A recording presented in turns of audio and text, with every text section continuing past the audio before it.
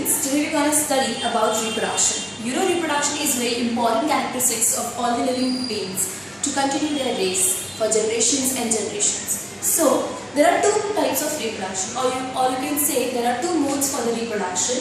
One is asexual and the other is sexual. You know the examples of branching the rose. You do not have to sow the seed for the rose. Similarly, you have bryophyllum leaf which has buds on the margin of the leaf which gives rise to the new plant. And then we have layering where we layer the branch and it gives rise to the new plant.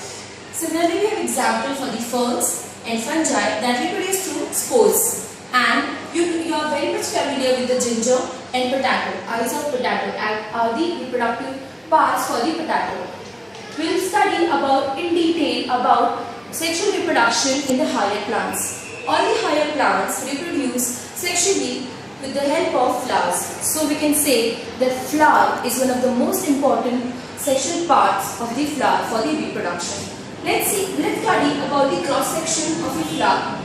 Now here I have drawn a cross section of the bisexual flower. When I say bisexual flower, it means both the male gamete or the female gamete are present on the same flower. So let's study about the parts. You can see this entire structure which I have segregated here, and this is called as dilatium or pistil.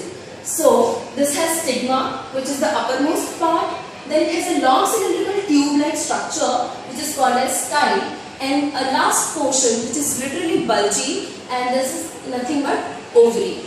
Now ovary is the main part that contains female gamete which are called as ovules. You can see that clearly here. Okay. Now let's study about the male part, that is male reproductive portion.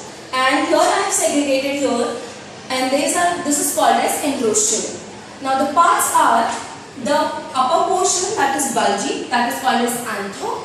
Then again it has a filament-like structure, a long cylindrical structure that helps the anther connecting to the base, which is called as filament.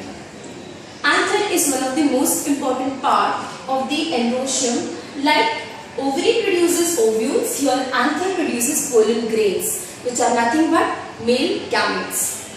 Now let's study about the other parts of the flower.